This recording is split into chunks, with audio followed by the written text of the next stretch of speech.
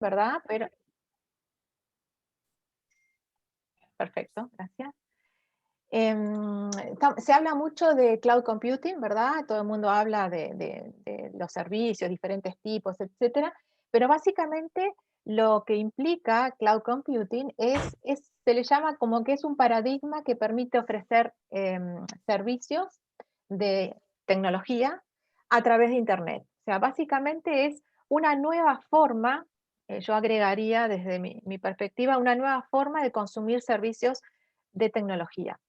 Y esta nueva forma de consumir servicios de tecnología, podríamos decir que se inició alrededor del año 2000, digamos, entró en su apogeo, teniendo un impulso muy grande en el 2015, pero esa nueva forma de consumir servicios de tecnología impacta a todas las personas. Incluso hoy por hoy todo lo que implica los niños que ya manejan celulares, en edades escolares tienen aplicaciones en sus laptops de la escuela. Es decir, en definitiva, el hecho de poder tener servicios de tecnología a través de Internet ha impactado no solamente en las organizaciones, sino en la vida de las personas. Y eso lo vemos día a día en absolutamente toda nuestra vida, ¿no? Entonces, dentro del concepto de consumir servicios a través de la tecnología, es importante tener en cuenta a qué le llamamos servicio, ¿no? Es decir, ¿qué es un servicio? ¿Qué es un servicio de tecnología? Para después poder tener claro los conceptos de proveedor y cliente dentro del concepto de la nube. Entonces, cuando hablamos de un servicio es un recurso que entrega valor para alcanzar un objetivo, sin la necesidad de poseer los activos ni los riesgos. O sea, cuando hay un proveedor que brinda servicios, ese proveedor, ¿verdad?, va a ser responsable de tener sus recursos para proveer el servicio, va a ser responsable de los riesgos que se asume al proveer un servicio y por lo tanto va a ser responsable de tener un acuerdo de prestación de servicios donde se va a establecer de qué forma se prestan esos servicios, ¿sí? Entonces, para prestar servicios de tecnología, estamos hablando de servicios básicos como es eh, tener una comunicación de Internet, por ejemplo, o acceder a un servicio público, cualquier tipo de servicio que se accede a través de Internet, necesita ese proveedor, necesita datos, aplicaciones, infraestructura, eh, análisis de la demanda, es decir, ese proveedor de servicios va a tener que tener una infraestructura determinada para proveer ese servicio al que los consume, ¿sí? Entonces, ¿se entiende ese concepto, no? Porque a veces hay algunas discusiones en cuanto a quién es el responsable del riesgo, quién es el responsable de la propiedad de los activos, ¿no? Pero desde el punto de vista de prestar un servicio, el proveedor que presta un servicio, y ese proveedor pueden verse ustedes como banco, pero también pueden ver las empresas de energía eléctrica, los proveedores de comunicaciones, de Internet, todos son proveedores de servicios de tecnología, ¿sí? Y el gran auge y la explosión que hubo de consumir servicios en la nube está directamente proporcional a la evolución de las comunicaciones, ¿sí? O sea, cuanto más evolucionadas están las comunicaciones ahora con la tecnología 5G, etcétera, más se potencia la prestación de servicios, ¿sí?, a través de este tipo de tecnología. Tengo un chat aquí, ok, que lo quería responder. Muy bien. Entonces, bien, definiciones y conceptos que son importantes. Cuando hablamos de una aplicación, estamos hablando de un programa informático.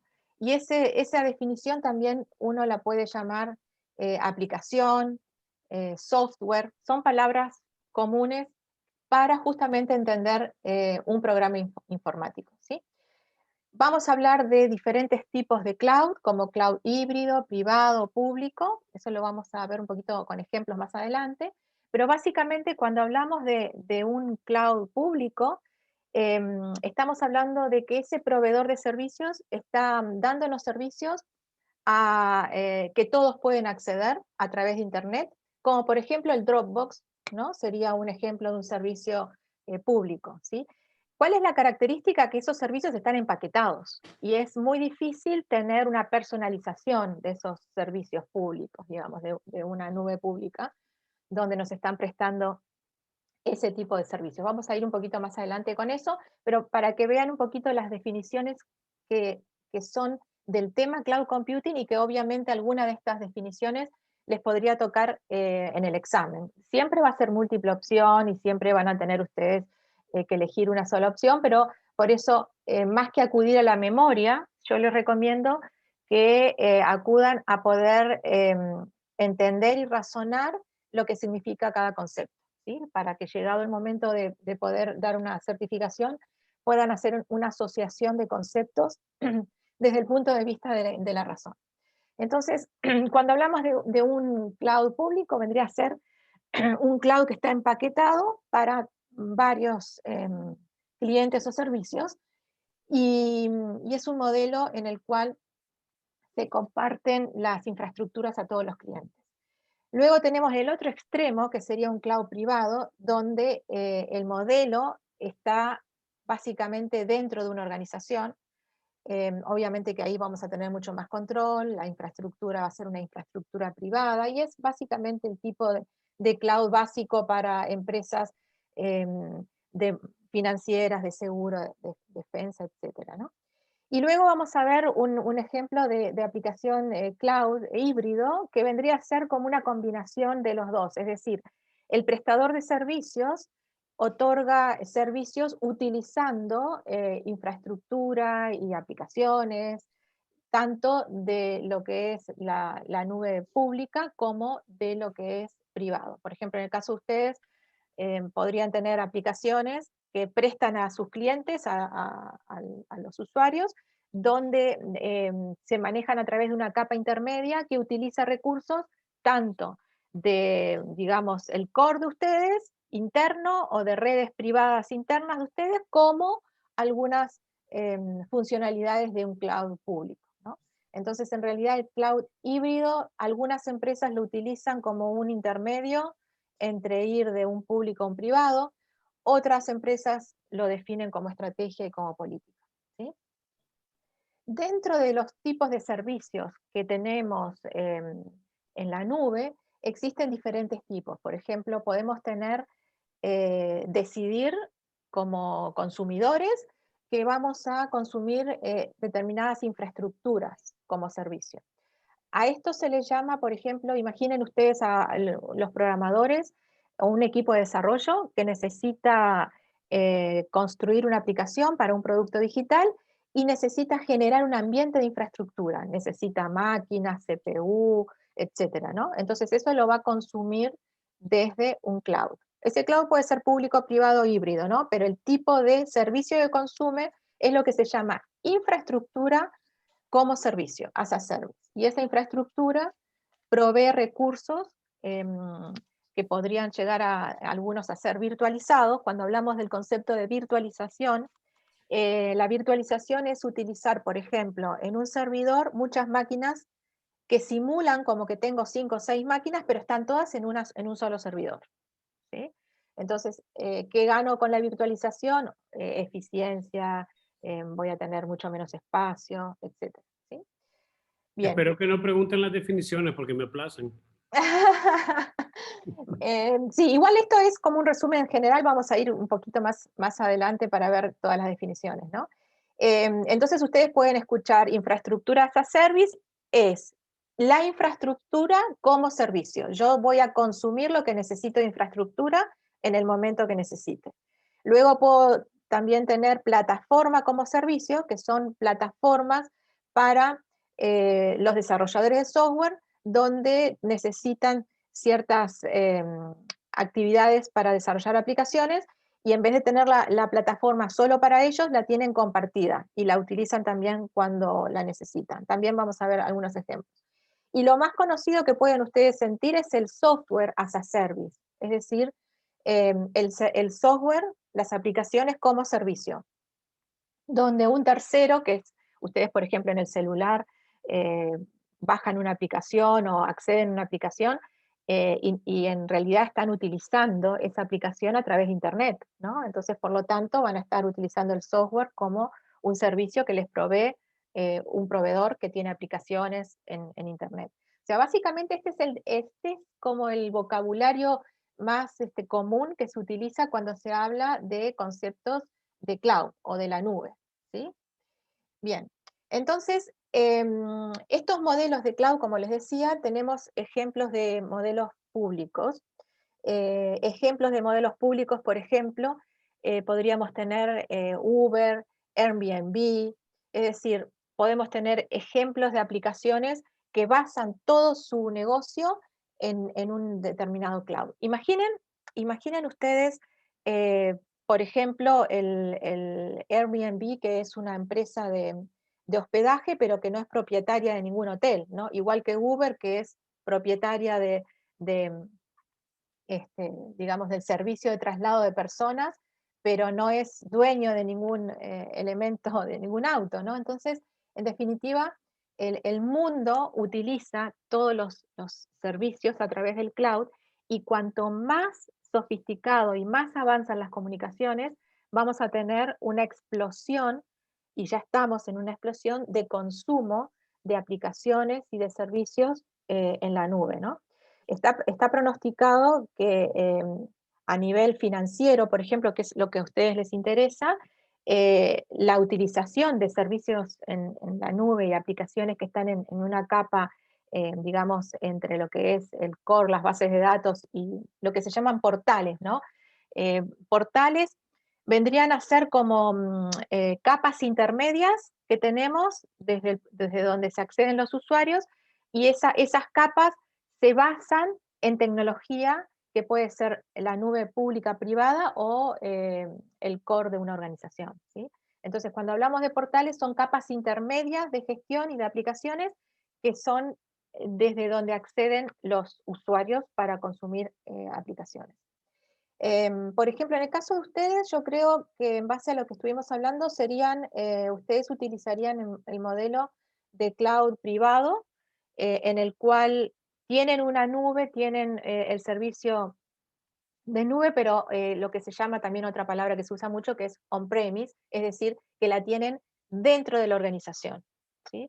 Ahí quizás también podríamos, alguno de ustedes podría intervenir en este minuto para explicar un poquito cómo es la nube que tienen en el banco desde el punto de vista de la nube privada, y si tienen algún servicio que ofrecen a sus clientes o a sus usuarios que atraviesa por alguna nube pública de algún servicio. Eso sería interesante, por ejemplo, ahora si lo pueden comentar para que todos conozcamos bien ejemplos específicos de, de nube privada dentro de Ficosa, y si existe en Ficosa un ejemplo de nube híbrida, es decir, que se conecten a través de Internet a servicios que no están en el banco, o si solamente ustedes utilizan servicios eh, que están en una nube privada donde ustedes tienen el control y toda la seguridad. O si en alguna aplicación tienen el ejemplo de híbrido, es decir, aplicaciones que se conectan tanto a través de sistemas seguros y cerrados, y con salida a Internet para acceder a algún otro servicio. ¿Qué ejemplo podríamos poner aquí de Ficosa de cada uno de estos tipos de nube? Sí, creo que, buenos días, creo que Ricardo es la Buenos días. persona indicada para eso.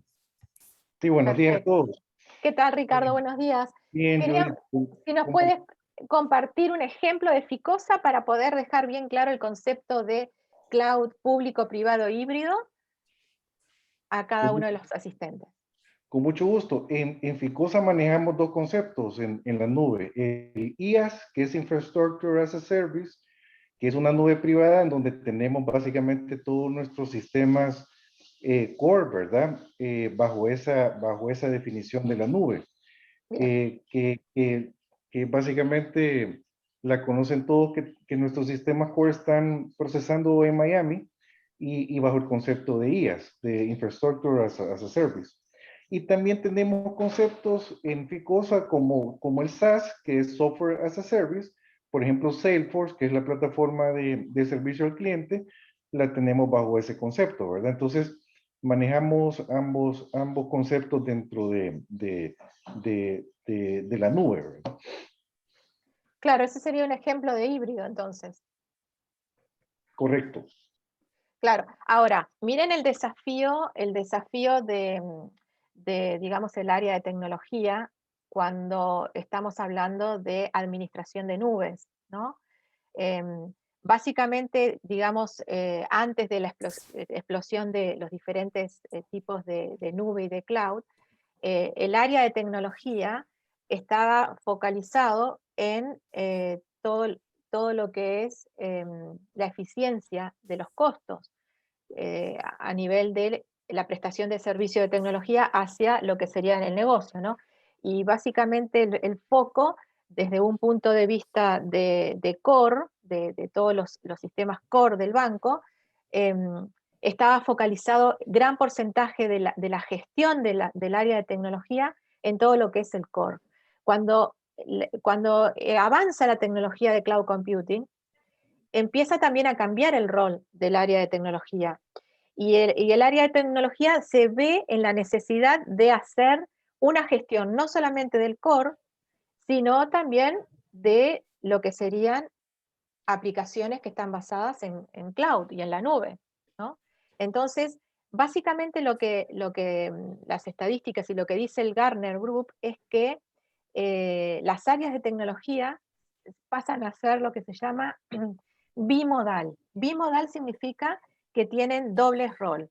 Por un lado, tienen que administrar el core tecnológico de la organización y por el otro lado, que sería el core IT, tienen que generar innovación en productos sobre tecnologías más modernas que se les llaman Fluid IT, que son más fluidas, digamos, ¿no? Es el término que utilizan, ¿no? Entonces, en general, en las organizaciones, ¿qué es lo que aparece? Con la explosión de las tecnologías de cloud, existen dos velocidades, ¿no? En las organizaciones.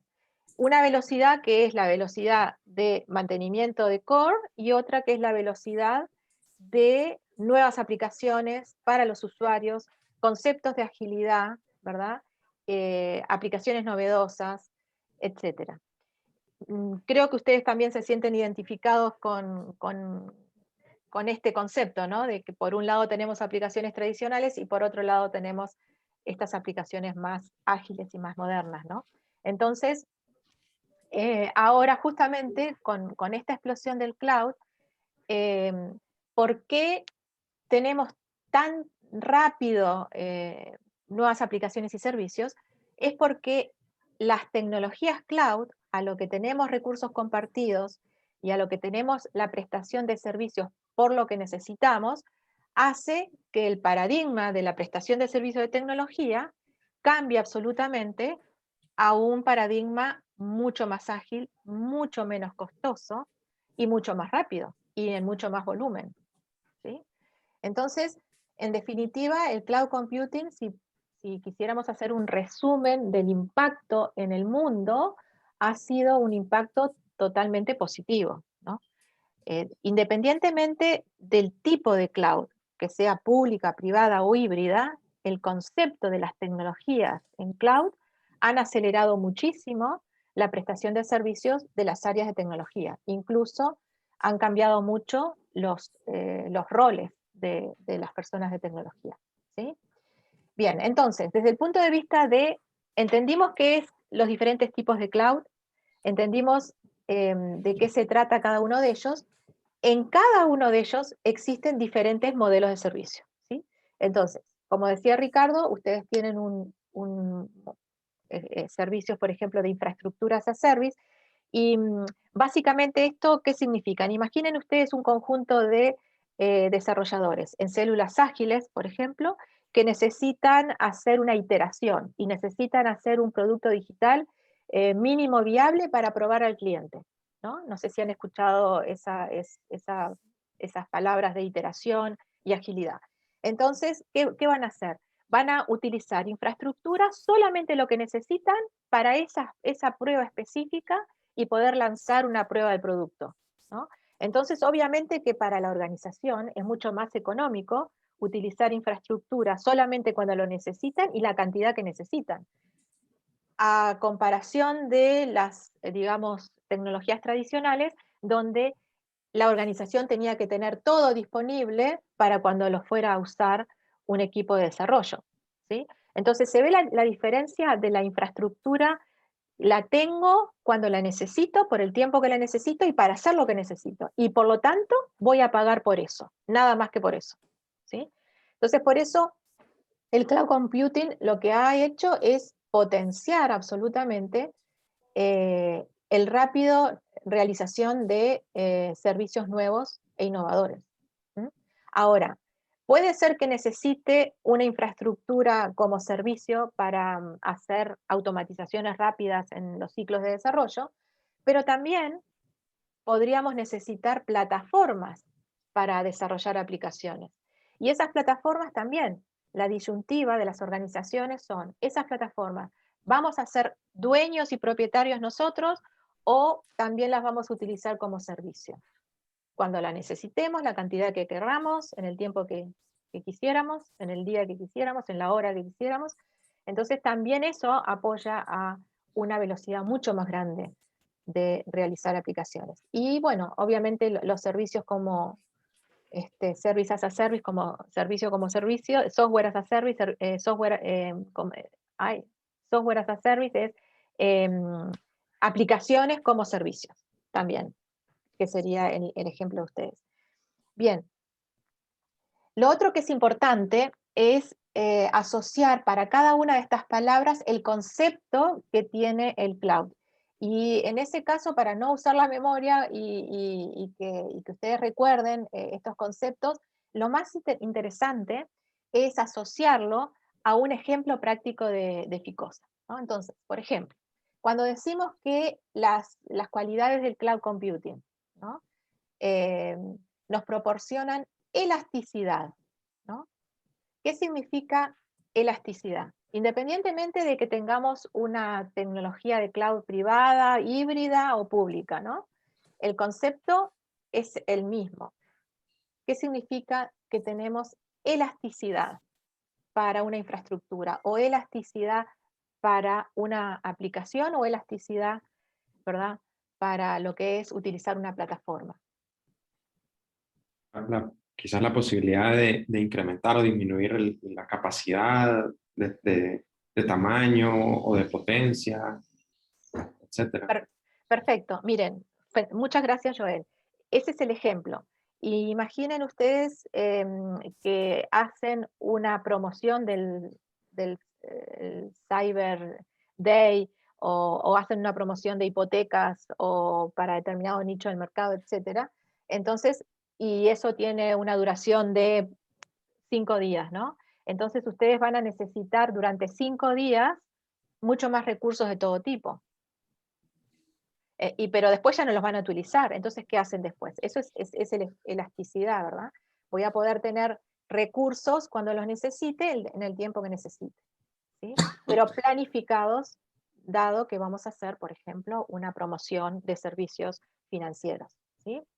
Bien, cuando hablamos de escalable, recuerden que las tecnologías de la nube comparten recursos, ¿sí? Entonces, en definitiva, los recursos que tiene el cloud van a ser utilizados por diferentes personas. Imaginen ustedes en una nube pública, el Dropbox va a ser utilizado por miles de personas, millones. Por lo tanto, los recursos que necesitan para proveer el servicio van a ser prorrateados y eso permite la escalabilidad, permite de que se tengan muchos usuarios en determinado tiempo y que se crezca.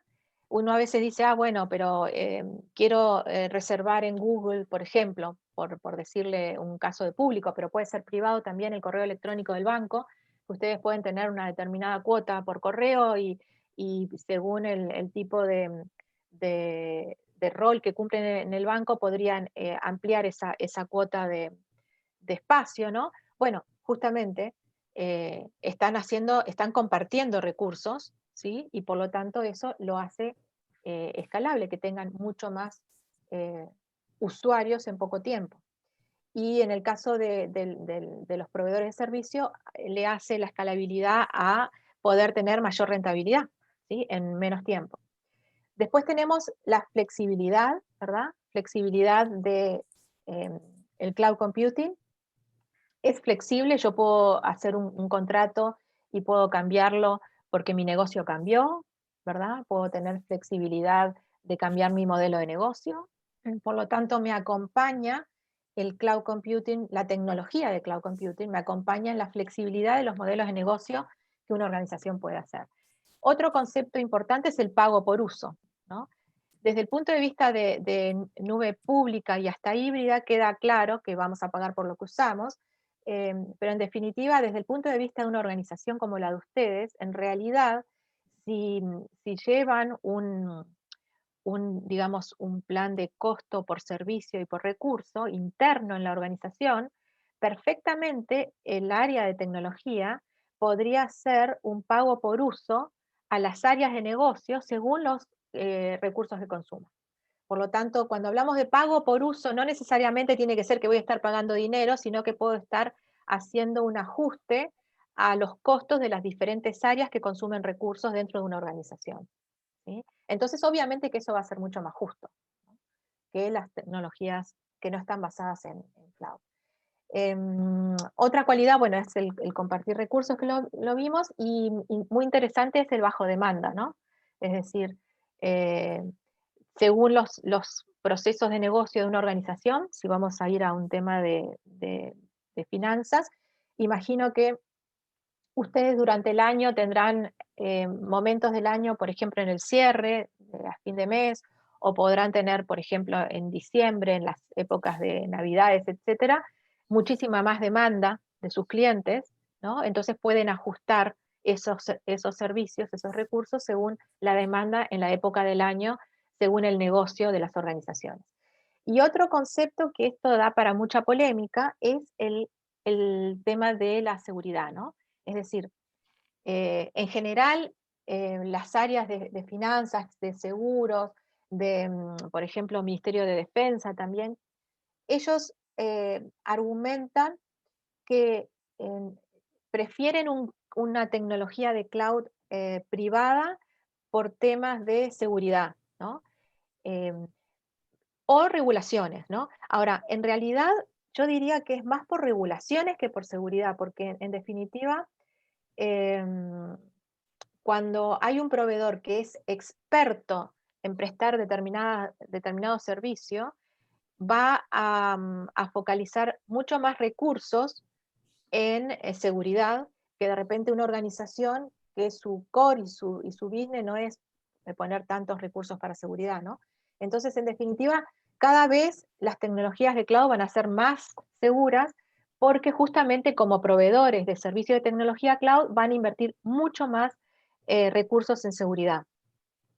En definitiva, la parte financiera como ustedes tiene un tema de regulación, que es básicamente lo que hace a preferir, obviamente, las nubes privadas, ¿no?, frente a una pública. Ahora, de alguna forma también está pronosticado y está publicado en varios estudios que hay una tendencia a ir cambiando las regulaciones, ¿no? Y esas regulaciones que quizás nos impiden muchas veces poder utilizar diferentes tecnologías de cloud, van a ir evolucionando en el mundo y obviamente se van a ir actualizando. Entonces, quizás ustedes tengan ejemplos de, como están en 4 países, seguramente la regulación que existe para poder consumir servicios en cloud puede ser distinta en un país o en otro, ¿no? Siempre que obviamente el tema de los datos esté protegido. En Europa, por ejemplo, tienen regulaciones que están básicamente dadas en el tema de la protección de datos personales, y en Latinoamérica, en algunos países ya también están trabajando con ese concepto. Por lo tanto, la tecnología y las regulaciones, ¿no? A veces tienen ahí un desentendimiento, pero en general las regulaciones de a poco se van a ir adaptando a la tecnología, ¿no? Ya existe, por ejemplo, todo lo que es expediente electrónico y, bueno, y transacciones financieras en Internet.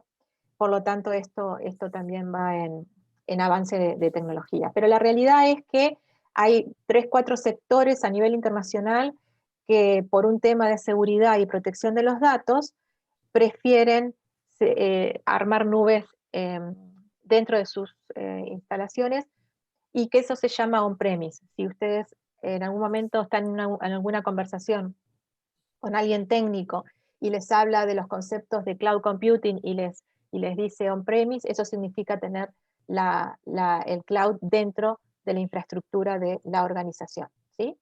Bien. Judith, Sí. a mí me interesaría tal vez, pues, como curiosidad, siempre estos sistemas, ¿verdad? Porque uno escucha mucho del área de tecnología, bueno, como estos sistemas que les llaman legacy o que le llamamos legacy, ese tipo de sistemas usualmente están en un cloud que es privado, o por ejemplo un sistema que es legacy en algún momento lo pueden migrar a un cloud público, o por las características de hacer algo, de ser legacy, de un sistema que sea legacy, cómo funcionan esos sistemas. Y esa es como mi primera pregunta, y no sé si pues algunos de las personas de tecnología me pueden contar en particular de estos sistemas legacy nuestros. Y me gustaría saber si como entidad, o sea, cuánta cantidad tenemos nosotros en cloud privado, cuánto tenemos en público y cuánto tenemos en híbrido, en porcentajes. O sea, me imagino que como vos decís, tiene mucho que ver con la regulación y demás, pero no sé si alguno tiene un dato de cuánto porcentaje de nuestros sistemas y nuestros procesos y demás están en los diferentes tipos de clouds. Ahí por curiosidad me llama la atención. Sí, sí, eso está interesante que lo respondan ustedes. Yo simplemente para la pregunta de Viveca, existen aplicaciones legacy que son muy antiguas que podrían no ser aptas para transformarlas a cloud. Entonces ahí tendrían que quedar dentro de lo que es, digamos, el estándar, digamos, más antiguo, ¿no? Entonces por eso muchas veces las organizaciones tienen ese dilema de decir, bueno, ¿cuál es el costo-beneficio de transformar aplicaciones del core a la tecnología de cloud? Ese sería ese sería un concepto. Y después el otro es decir, bueno, si de las que estoy seleccionando y puedo transformar a cloud, bueno, ese cloud va a ser privado, va a ser público, va a ser híbrido, ¿no? Son como etapas distintas, ¿no? Yo no sé si ustedes ya se han cuestionado, porque muchas veces el costo-beneficio y el trade-off es muy grande para hacer cambios sobre el legacy, y entonces se focaliza más en generar aplicaciones nuevas sobre un portal que trabaja en una capa que está intermedia entre lo que es el legacy y sus aplicaciones y el usuario final. Entonces se trabaja sobre una capa intermedia que utiliza servicios tanto de las nubes que ustedes tengan o del mainframe, de los core. Pero sí, estaría interesante si nos podrían compartir esa información que pregunta Viveca. No sé si mi aclaración te clarificó algo, Viveca. Sí, de acuerdo. Sí, me gustaría como entender un poco a lo interno, cómo lo manejamos. Con gusto le complemento la intervención de Judith. Los sistemas legacy, Viveca, se diseñaron en los años 90, principios de los años 2000, donde la nube estaba básicamente en diseño, ¿verdad? Por las grandes compañías de tecnología, IBM, ¿verdad? Amazon empezaba sus pininos, ¿verdad? No sabían básicamente que iban a llegar a este nivel de tecnología tan rápido. Entonces, los sistemas legacy se diseñaron para que funcionaran en centros de cómputo propiedad de las grandes compañías, ¿verdad? Y ahí hablábamos de sistemas mainframe, ¿verdad? Marcas IBM, Unisys, ¿verdad? Hay una serie de sistemas. todo esto fueron evolucionando, entonces por eso se llaman legacy, porque vienen de un legado inicial en las primeras etapas de las olas tecnológicas, ¿verdad? Que fueron disruptivas ahí por finales de los 90, con la venida de los teléfonos celulares, las PCs, todo eso, o sea que tuvo la era tecnológica empezó a finales de los 90 y eso aceleró muchísimo todos los temas disruptivos que estamos viviendo hoy por hoy, ¿verdad? A nivel de nosotros tenemos sistemas legacy, ¿verdad? Que son los cores, que vienen exactamente desde principios de los 2000, finales de los 90, que era básicamente el sistema de Nicaragua, Guatemala y Panamá y el sistema de Honduras, que son tecnologías y arquitecturas antiguas que se basan nosotros conocemos un término tecnológico que se llama monolítico, que no permite mucha conectividad, sino que son sistemas muy cerrados y muy propietarios, ¿verdad? Dependiendo de la compañía de software que lo diseñó y lo puso en producción y lo vendió a nivel de varios bancos en Latinoamérica o globales, ¿verdad? Que es el caso de Temenos en Honduras. Después estos sistemas fueron evolucionando y ahora se tienen que adaptar a conceptos como la nube, ¿verdad? Que hay sistemas que, por ejemplo, el de T-, T24, ha evolucionado a un sistema básicamente basado y diseñado desde un punto de vista de arquitectura en la nube y funciona muy eficientemente en la parte de la nube. Hay otros sistemas que no, que han quedado como legacy y que no han evolucionado un concepto para dar servicios en la nube, porque para hacer nube exclusivamente o funcionar como tiene que ser en la nube, las aplicaciones legacy se tienen que rediseñar prácticamente de cero para poder aprovechar todas las bondades que la nube le puede proporcionar. Entonces, para nosotros los bancos y utilizar los conceptos de la nube, nos adaptamos a la nube privada, donde hay un concepto híbrido, que hay aplicaciones que funcionan full en la nube, pero adicionalmente pueden convivir con aplicaciones legacy, como los cores, ¿verdad?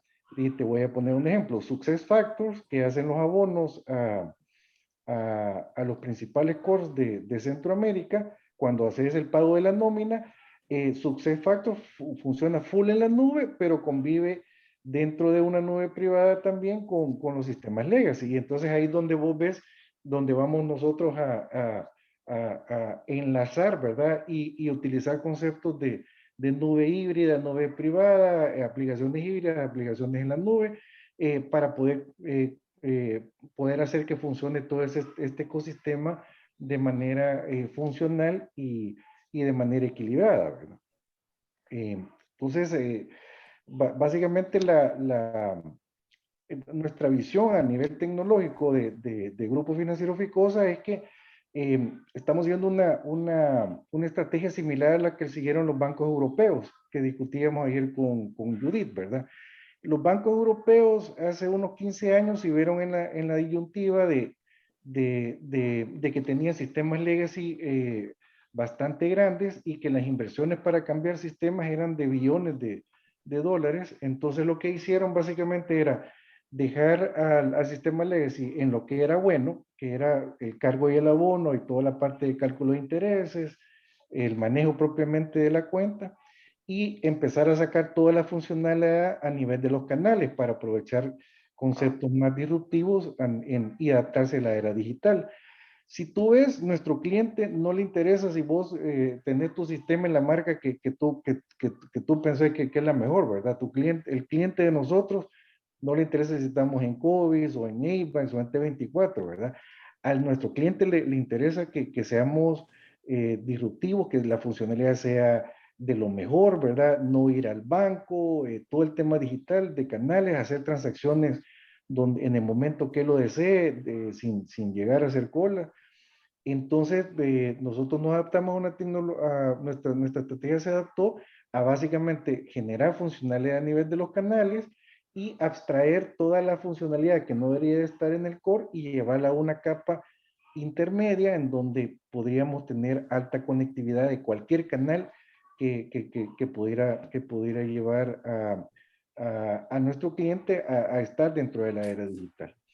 Entonces, básicamente eso es lo que hemos seguido en los últimos 2-3 años y nos ha salido bastante bien la estrategia, dado que hemos podido salir con muchos canales digitales, transacciones por WhatsApp, toda la parte de interbanca que manejamos, ¿verdad?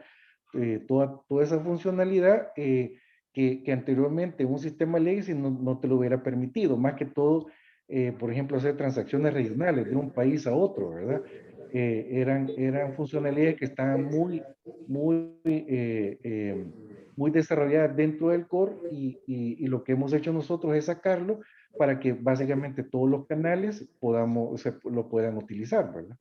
Entonces, ese básicamente, en 5 segundos te estoy resumiendo nuestra estrategia, ¿verdad? Hay varios conceptos ahí que sí hemos utilizado y que básicamente los tecnólogos hemos tenido que adaptarnos, dado que trabajar exclusivamente en la nube y la arquitectura que es propietaria de la nube, es muy caro implementarla y no se puede implementar de la noche a la mañana, sino que tenés que básicamente jugar con todos estos conceptos, definir una estrategia e ir poco a poco construyendo sobre eso. Gracias, Ricardo. Claro. Sí, ¿Sí, Juan? ¿Quería hablar usted? Sí, Judith. Oíme, Ricardo, a mí, digo, por variar, me contactan un montón de gente por LinkedIn y por otras cosas. Y te voy copiando a ti. Sobre los sistemas core que tenemos, sobre si First Data es el modelo más, digamos, avanzado para procesadores de tarjetas de crédito, etcétera. Pero yo veo que Citi se quedó con sistemas core casi de los 70, ¿verdad? Y lo fue modificando. Es un tema complicado, lo que es A-Banks versus First Data versus todo esto que estamos hablando. ¿Tenés tú claro en tu mente, Ricardo, los pasos que se van a ir dando hacia adelante de combinar esto con lo otro? Sí, mira, Juanito, en el tema de tarjeta de crédito, definitivamente necesitamos tener una sola plataforma para que atienda a todos los países y solo nos falta Honduras. Ese mismo camino tenemos que seguir en banca. Tenemos que tener un solo sistema, ¿verdad?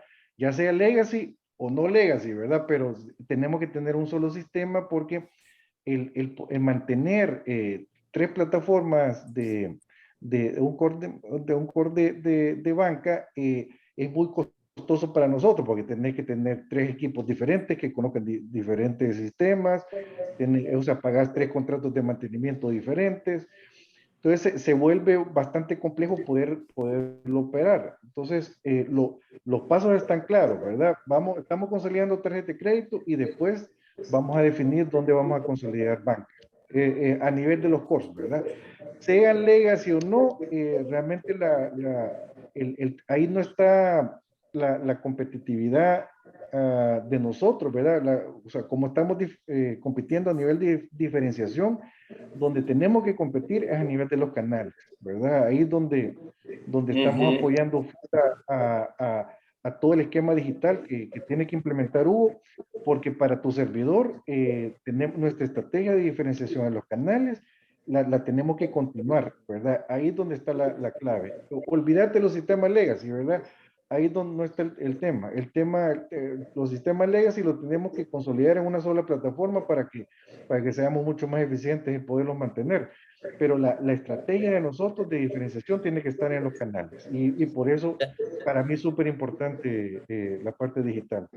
Juan, tal vez ahí, para complementar un poquito el comentario o aterrizarlo, es que si bien hemos platicado ya en el pasado varias veces sobre los habilitadores de la estrategia digital, que incluye uno de ellos, pues uno muy importante es la tecnología, ¿verdad?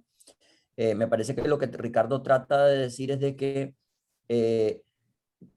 aunque tengamos sistemas legacy atrás, la conectividad se hace a través de una capa media, de un bus de servicios donde se habilitan todos esos servicios que se requieren para luego ser ágil en los canales. Entonces, Creo que es ahí donde está el desafío de darle la disponibilidad a todos los servicios para poder en la parte digital que sean accesados. Exacto.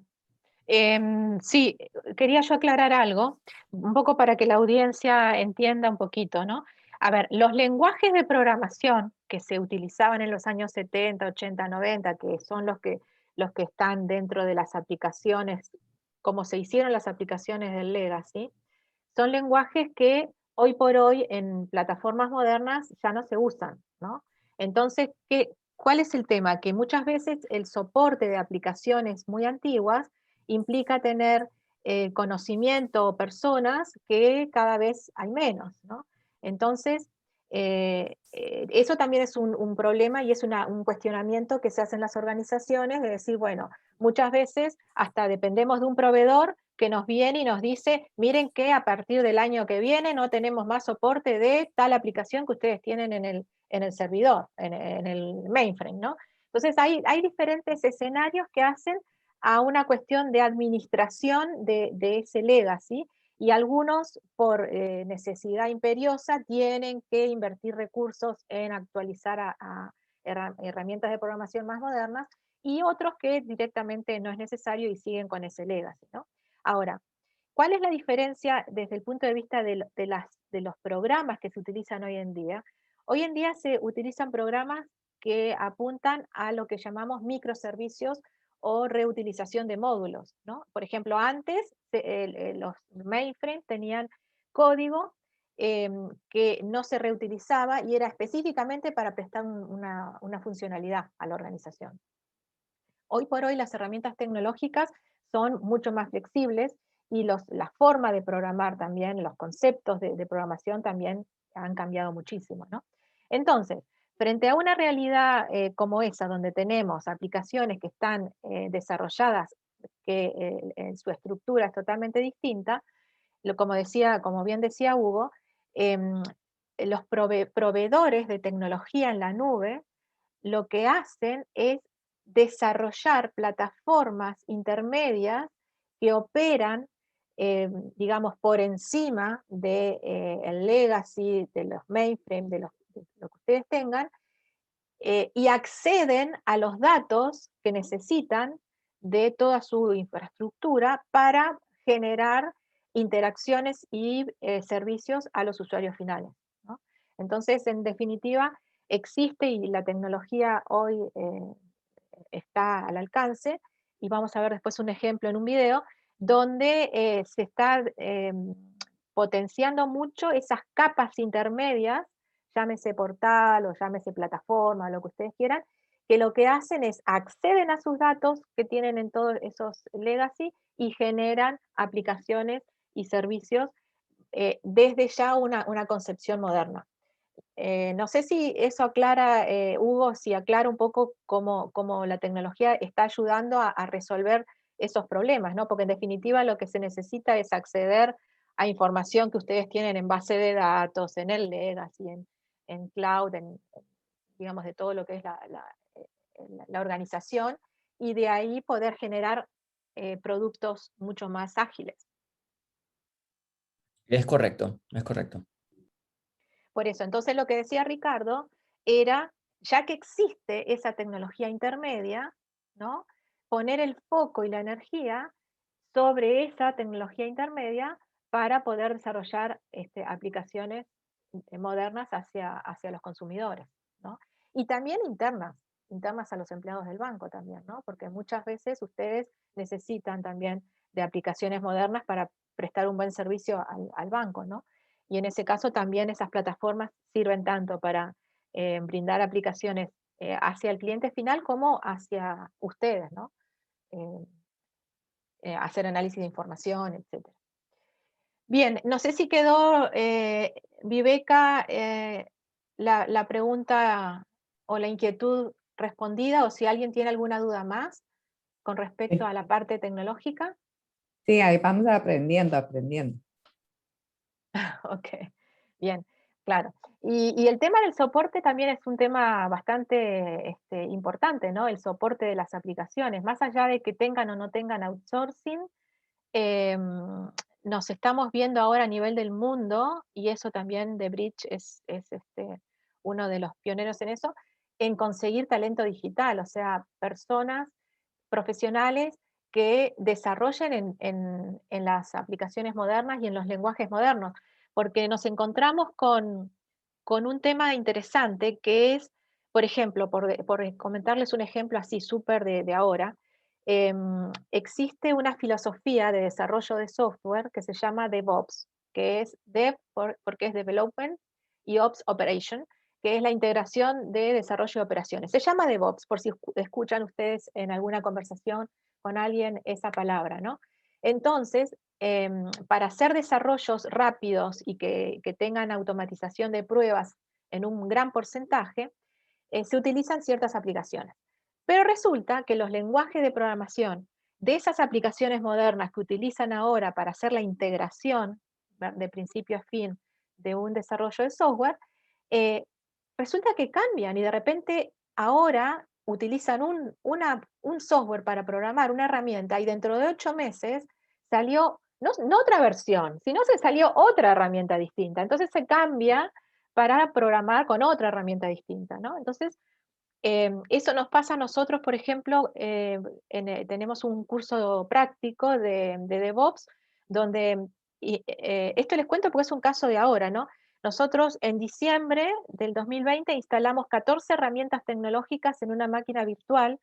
em, una máquina virtual que simula un servidor físico, ¿no? Y las instalamos para dar un curso de DevOps para que puedan utilizar con un caso específico que se desarrolló, y es justamente financiero, era de un banco, que pudieran aprender cómo hacer la automatización de principio a fin. Y eso fue en diciembre de 2020. Y resulta que ahora, no hace un año que estamos trabajando con esas herramientas, y ya tenemos que rever las herramientas porque ya están saliendo herramientas nuevas, más modernas para programar. Entonces, como nosotros tenemos un curso que tiene que ser súper moderno con todo lo último que hay, decidimos que al menos una vez al año teníamos que revisar las herramientas que estábamos utilizando en ese curso para los alumnos. O sea, imaginen ustedes, antes eh, era impensable que una herramienta de desarrollo en un año pudiera cambiar una con otra, ¿no? Entonces, por eso, y bueno, ¿y eso qué implica? Implica conseguir profesionales que dominen esa nueva herramienta, ¿no? Entonces, es un continuo aprendizaje. Estamos continuamente teniendo que, o los técnicos, aprender herramientas nuevas de desarrollo, o continuamente estar rotando con el personal técnico para que para tener el talento digital de última generación, ¿no? Y estos son temas que en el mundo está bastante cuestionado porque hay una escasez muy grande de talento digital y de desarrollo de aplicaciones con las últimas tecnologías, ¿no? Acá al menos, no sé si pasa en Centroamérica, pero acá en Chile es muy común que, que las empresas le saquen los profesionales en retail, por ejemplo, pasa mucho, y uno de repente ve que una persona estuvo 4 meses trabajando en un retail, se lo llevó la competencia a otro, y así por la necesidad de tener recursos con el conocimiento de las últimas filosofías y herramientas de programación. Así que eso es un poco el concepto que se maneja con todo lo que es los tipos de desarrollo y el talento digital para las nuevas tecnologías basadas en la arquitectura cloud.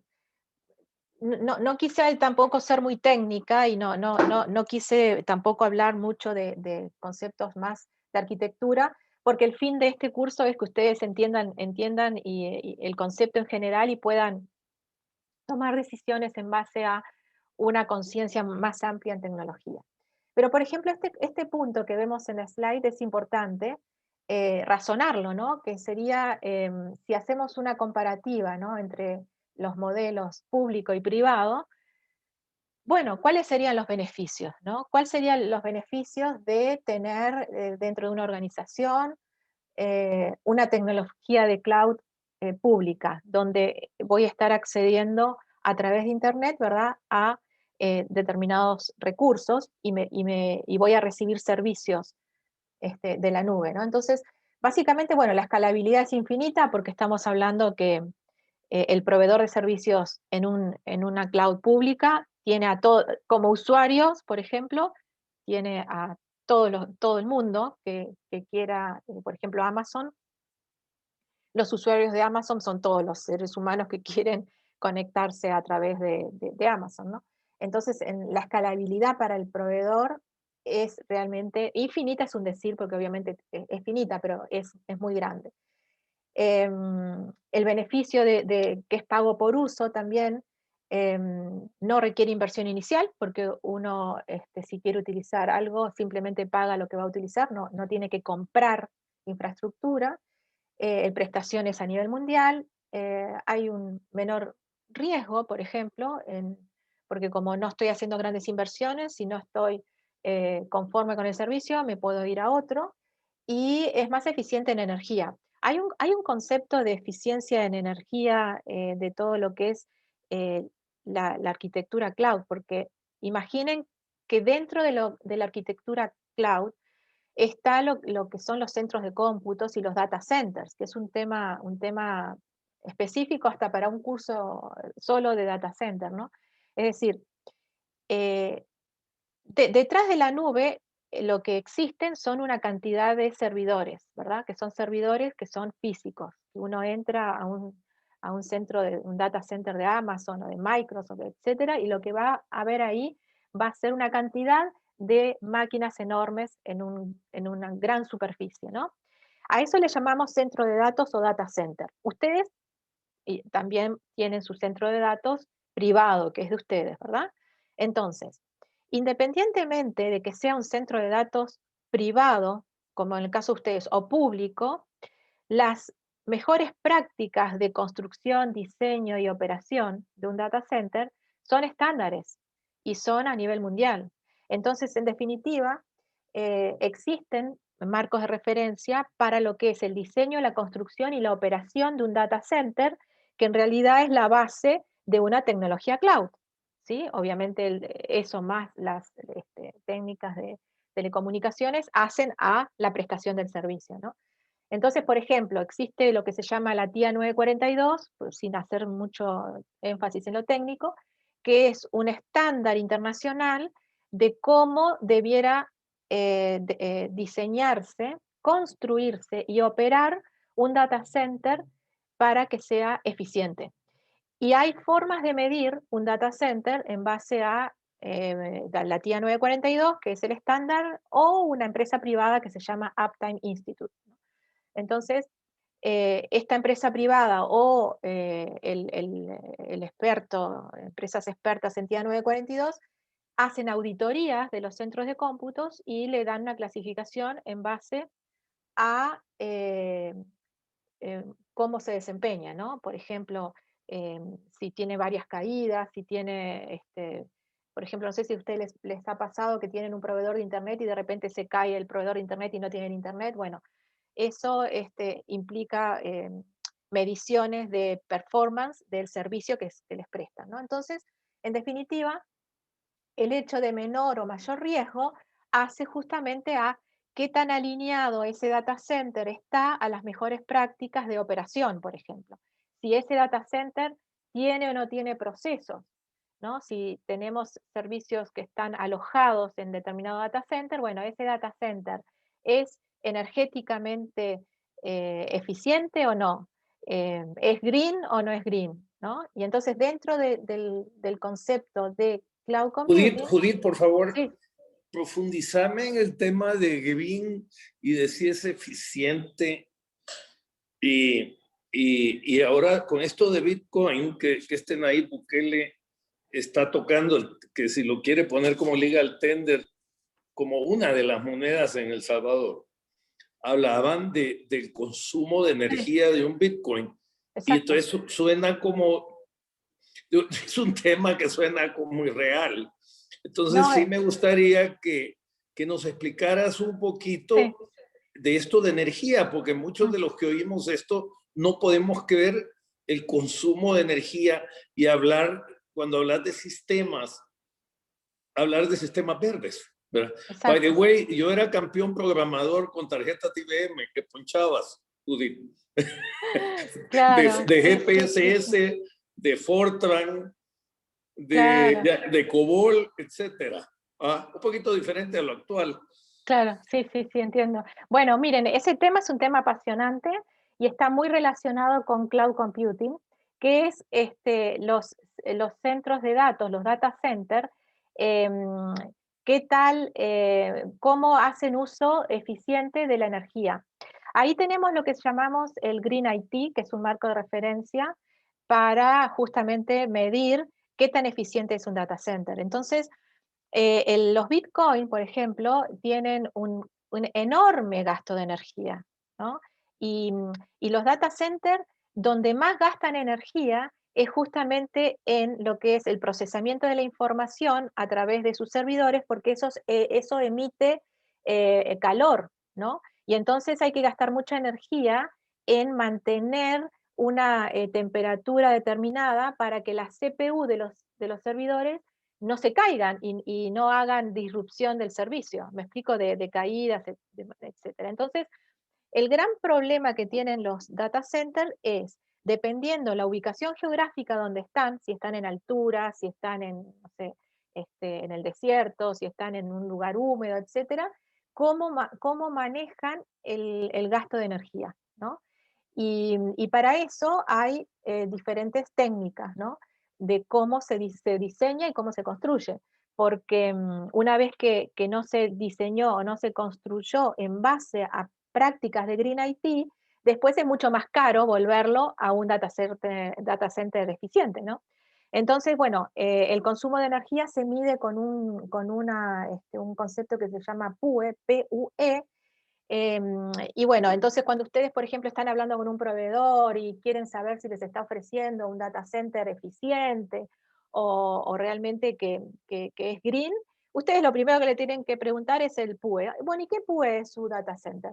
Y ahí, bueno, si les dicen lo más cerca a uno es lo más eficiente, ¿no? En general, estamos hablando de una utopía 1, pero por ejemplo 1,2, 1,3 es como muy bueno. Pero después está que, claro, para venderles el servicio, les van a decir que sí, mi data center es tier 3 y es con el PUE 1.2, 1.3. Entonces ahí lo interesante, ustedes como ejecutivos, es decir, bueno, a ver, pero ¿y cómo lo midieron? ¿No? ¿De dónde sacaron ese dato? Y ahí es donde está la diferencia. Los parámetros que usaron para medir la eficiencia del data center, ¿no? Si realmente utilizaron los parámetros de toda la infraestructura, si por ejemplo la UPS está dentro o fuera del recinto donde está el data center, todo eso implica gasto de energía, cuántas hay, de qué tecnologías son. Entonces, en definitiva, justamente todo el mundo de los data centers que sostienen las tecnologías cloud deben de cumplir ciertas mejores prácticas basadas en la TIA 942, donde de ahí podemos deducir el gasto de energía y si es eficiente o no. Y para eso existen certificaciones, no solamente del data center, sino de las personas, porque las personas para operar un data center tienen que tener ciertas condiciones de conocimiento, de actitud y de capacidades, no es que cualquiera, ¿no? Antes el que trabajaba en TI lo mandaban al centro de cómputos, pero hoy por hoy existe una certificación específica para la operación del data center, ¿no? Tengo muchas anécdotas de cuestiones que han pasado dentro del data center por no tener certificaciones o capacitación, incluso el personal de limpieza, el que hace el aseo dentro del data center, tiene que saber cómo hacerlo, porque una persona que entra a un lugar que tiene una determinada energía, eleva la energía automáticamente, ¿no? Y eso ya implica más gasto de energía. La forma en la cual se enfrían los racks, ¿no? Si el pasillo frío o caliente, todo eso son técnicas que hay que tenerlas bien claras en un data center, ¿no? Entonces, eso de las bitcoins, por un lado, es mucho el tema de que así es un gran negocio, pero los costos indirectos ocultos muchas veces no se tienen en cuenta, ¿no? Y entonces se ve la parte bonita y no la parte que no es tan bonita, ¿no? a mí me tocó trabajar bastante en todo lo que es la parte de certificación de data center y homologación y cálculo de la eficiencia y me ha tocado también interactuar con proveedores para defender al cliente, para que decirle, no, mire, el cálculo es de esta forma y no de esta otra, y bueno, y que entre los dos se pongan de acuerdo. Bueno, son temas interesantes.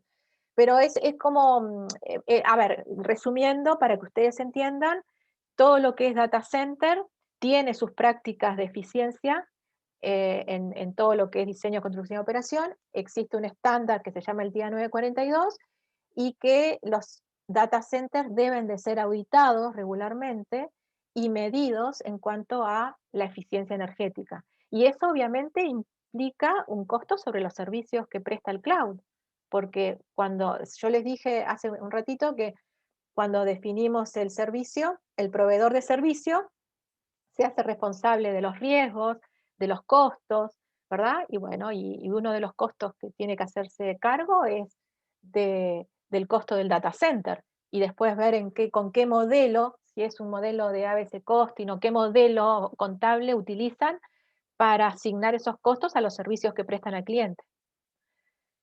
No sé si le contesté la pregunta o quiere que profundice un poquito más.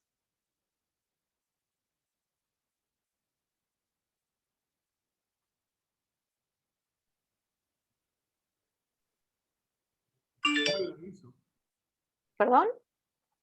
Juan Miró le hizo la pregunta, asumo que está bastante claro. Claro, sí, sí. Bien. Ok, entonces eso con respecto a los data centers. Y con el tema de los beneficios, cuando tenemos un cloud privado, donde el data center está dentro de su organización y tienen el control de todo su equipamiento, etcétera, obviamente que van a tener más controles de seguridad, van a poder cumplir con ciertas normativas, van a tener mayor libertad porque ustedes son los que están administrando, si lo administran bien, obviamente, y con profesionalidad, etcétera, y van a tener menos dependencia de proveedores, menor, no es que no tengan dependencia, tendrán menos dependencia, pero siempre, siempre vamos a tener dependencia de proveedores porque obviamente de alguna forma nos prestan servicios, infraestructura, etcétera, pero sí podemos tener menos dependencia de los mismos. ¿Y cuáles serían las contras, ¿no? Estas serían como las ventajas del privado y el público, y cuáles serían los inhibidores o las desventajas.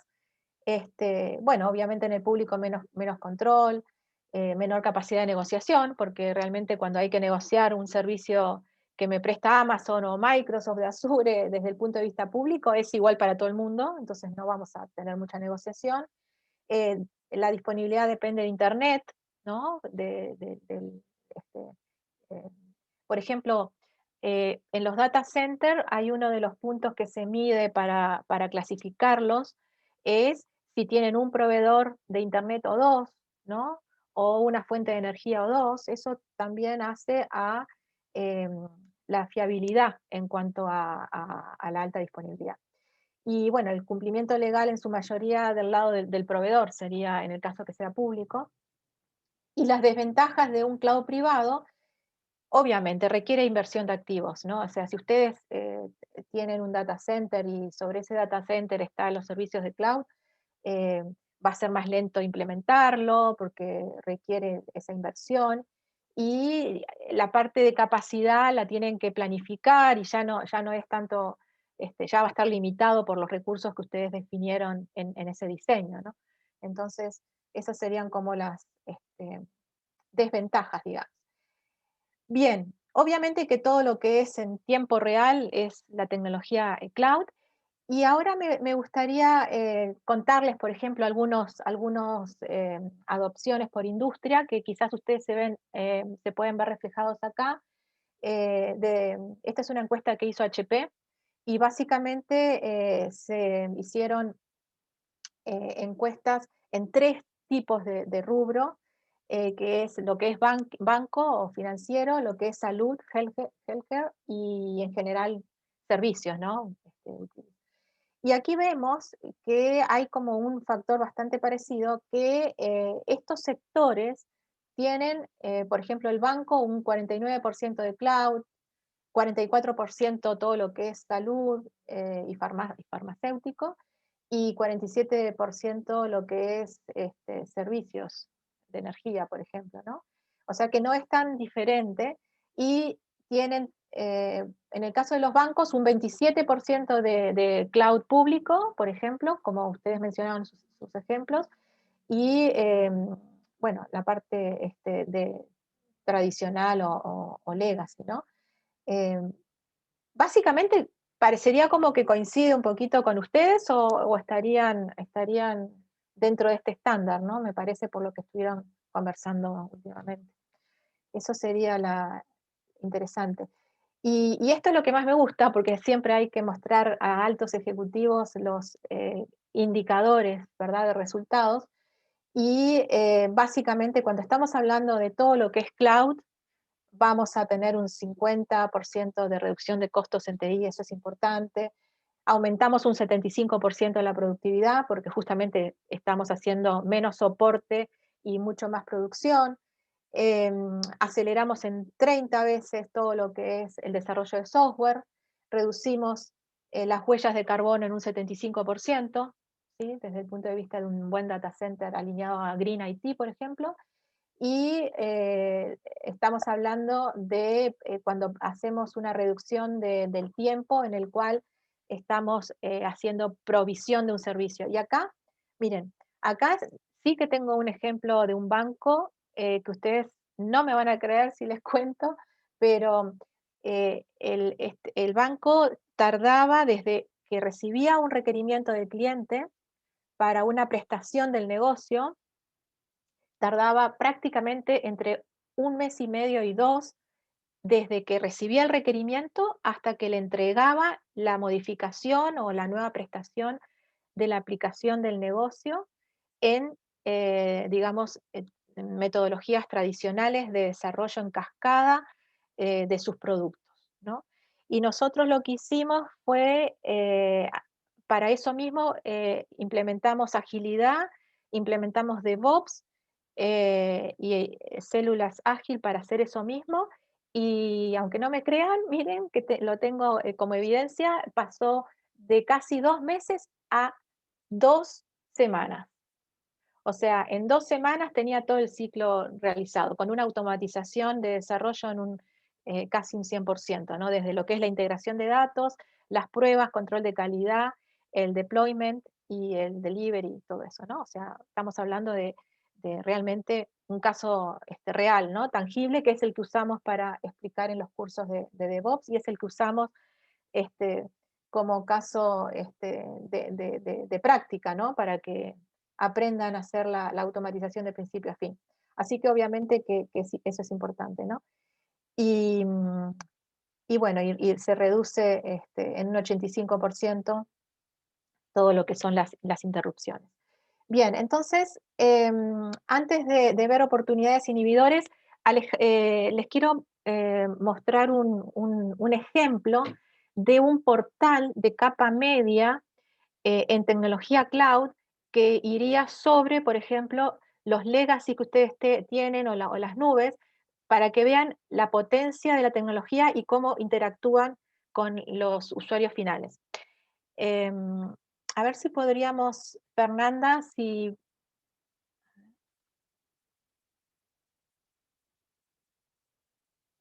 Vamos a ver.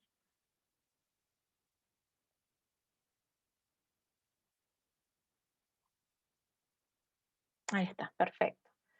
Muchas gracias, Fernanda. Bien, ahora vamos a ver un ejemplo de lo que yo les estaba comentando, de esa capa intermedia de tecnología entre lo que es los sistemas tradicionales y los portales hacia la creación de servicios al usuario final, al cliente o a los empleados de una organización.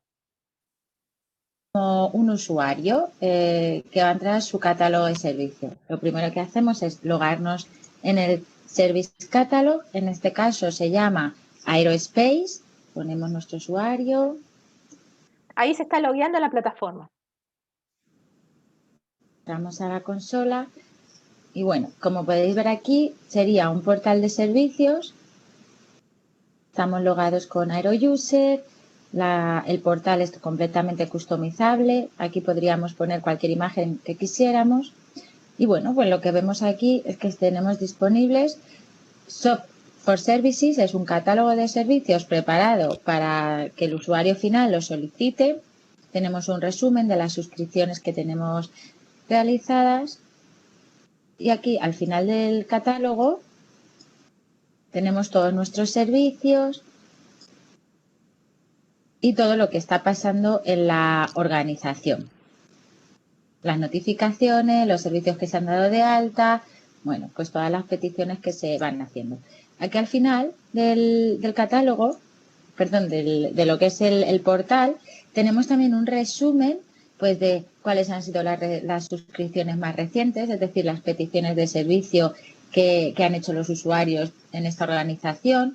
También podemos ver un resumen de los costes asociados a los servicios solicitados desde el portal. Y también podemos ver aquí un resumen de la cantidad de recursos dedicados a esta organización. Y aquí, bueno, pues nosotros nos hemos conectado con el usuario de Eurouser. Este usuario tiene acceso prácticamente a todos los servicios publicados, pero dependiendo del usuario con el que te conectes y dependiendo de los privilegios que le ofrezcamos a los usuarios, pues van a poder ver unos servicios u otros. Aquí tenemos todas las categorías de servicios. Esto es algo totalmente personalizable para cada una de las empresas. Por ejemplo, si hay una empresa que tiene un departamento de desarrollo o un departamento de técnicos de IT, se van a la categoría de infraestructura como servicio y aquí van a ver todo su catálogo de infraestructura para desplegar máquinas virtuales, que es lo que denominamos infraestructura como servicio. Por ejemplo, si queremos solicitar una máquina virtual completa con una monitorización y un backup, es decir, siguiendo las políticas de la empresa para asegurar los SLAs, nosotros pincharíamos aquí. Vemos también a la hora de solicitar el servicio el coste inicial y el coste mensual, es decir, recurrente, que se pagará durante el tiempo en el que la suscripción esté viva. Entonces entraríamos al servicio. Y aquí pues elegiríamos el sistema operativo que queremos implementar, los costes asociados a cada una de las versiones del sistema operativo, elegiríamos también la configuración de la CPU, ¿vale? Cuántas CPUs queremos, la memoria asociada al servidor y los discos adicionales. Como veis, esto es una consola que me permite seleccionar una máquina virtual, igual que lo puedo hacer en las cloud públicas tipo Amazon o tipo Azure, pero esto sería un portal de cloud híbrida, es decir, que me permite consumir servicios privados, como es este caso, pero ahora después vamos a ver que también me permitiría consumir servicios públicos. Una vez que ya tengo todas las características seleccionadas, haríamos checkout. También podemos añadir al carrito, ¿vale? Como en cualquier portal de marketplace donde se compra por internet, podríamos añadir al carrito e ir acumulando diferentes servicios hasta finalmente solicitarlos todos juntos. Ahora os voy a enseñar cómo haríamos lo mismo, pero en vez de para un entorno privado, para un entorno público. Nos vamos otra vez al catálogo y, por ejemplo, ¿cómo puedo acceder yo al entorno público? Tengo dos formas. Yo sé que hay máquinas virtuales en Amazon. Entonces busco Amazon desde el buscador, desde aquí mismo o desde aquí. En todas las categorías busco Amazon y fíjate, todo lo que tenemos disponible para solicitar a la cloud pública de Amazon nos saldría. Yo quiero solicitar una máquina virtual. Entonces pincharía aquí y sería el mismo procedimiento. Lo puedes parar. Voy a descargar y voy a... Bien, entonces aquí este es el ejemplo de que dentro de una organización como es Ficosa, ustedes hasta podrían tener en el proyecto de transformación digital un marketplace para que los desarrolladores que están utilizando plataformas ágiles y desarrollando productos digitales accedan a recursos privados de la nube que ustedes han hecho privada, por ejemplo, para ustedes. Es como de la misma forma que alguien compra servicios en Amazon, ¿verdad? Para hacer desarrollos de forma pública, bueno, sus programadores de Ficosa y sus células ágiles y sus equipos de desarrollo podrían estar interactuando con un marketplace interno de los empleados para acceder a recursos de infraestructura y de software para generar las aplicaciones para los usuarios, ¿no? De forma rápida y ágil. Lo mismo el concepto de marketplace también puede trasladarse a sus clientes, ¿no? A que sus clientes entren en esta capa que digo de portal para acceder a los diferentes servicios que brindan ustedes a los clientes, ¿no? O sea, la esencia o el concepto es el mismo, solo que yo lo puedo utilizar ya sea de forma privada o pública o de forma interna para mi equipo, mis colaboradores o para los clientes.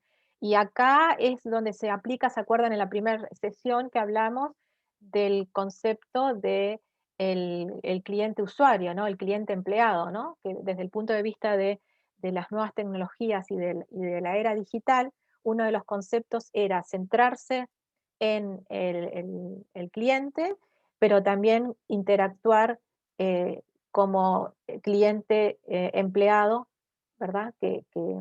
Con las mismas plataformas, los mismos conceptos. Y si nos vamos a esto, Marketplace es el mismo concepto que utiliza Facebook, por ejemplo, también, ¿no? Y bueno, y varias aplicaciones. Bien, muchas gracias, Fernanda, por compartir este pequeño video. Bien, ¿algunas dudas que tengan hasta aquí de lo que vimos de las tecnologías cloud? Que les haya quedado algo confuso o que quieran hacer alguna pregunta.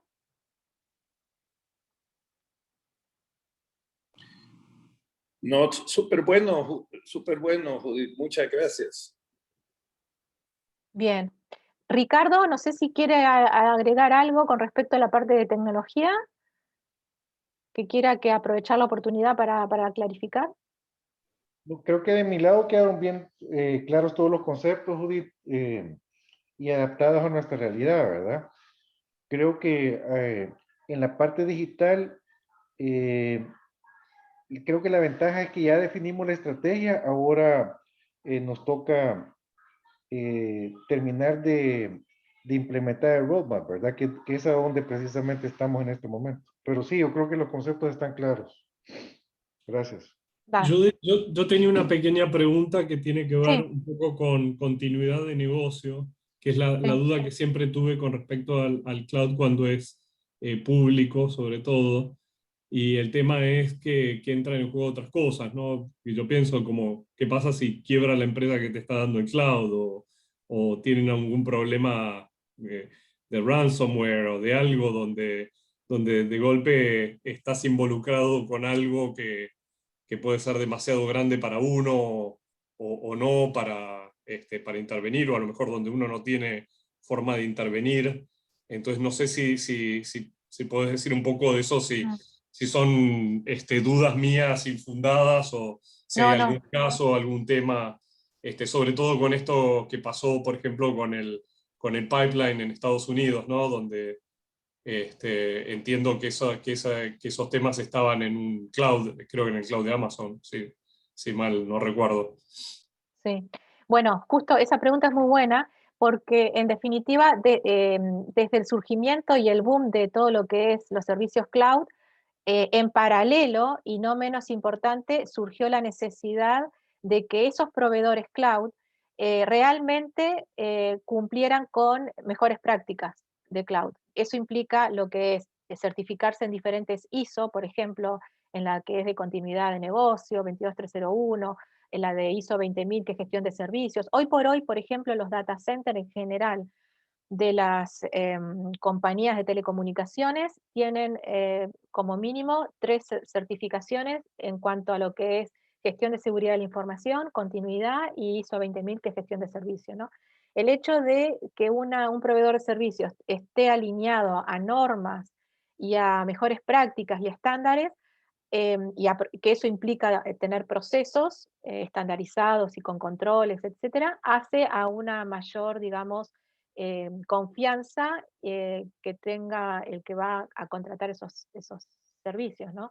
Entonces, ahí lo que hay que hacer es, bueno, claro, uno dice, bueno, Amazon, que yo he tenido oportunidad de estudiar algunos contratos de Amazon y no da mucho poder de negociación. En general, cuando vamos a un cloud público, tendríamos que asesorarnos y ver bien cómo están manteniendo su infraestructura, cómo están dando el negocio, qué procesos tiene. Hay que averiguar qué certificaciones tiene para generar más confianza, ¿no? Por eso es importante eso, ¿no? Cuando estamos hablando ya de proveedores de servicios cloud, que son de repente empresas más medianas, no tan grandes como un Amazon o como una Azure, bueno, ahí hay que investigar un poquito, sí, un poco cómo trabajan, cómo está en la interna, qué certificaciones tienes, cómo han sido los servicios que han dado en otros clientes, pero sí, hay que invertir un poquito de tiempo en hacer una evaluación de proveedores en base a una evaluación específica para proveedores de cloud, ¿no? Donde hay ciertos términos, ciertos, digamos, parámetros que alguien que quiere contratar servicios cloud debería de identificar y de ahí tomar una decisión. Pero sí, en realidad hay diferencias y debiéramos tener todas las garantías cuando elegimos un proveedor de cloud. Ahora, esto está creciendo de una forma muy grande y muy rápida, y bueno, sí, se están viendo que podrían tener algún error. Por eso hay que hacer planes de backup y si me falla un proveedor, tener algo en el cual pueda seguir operando, ¿no?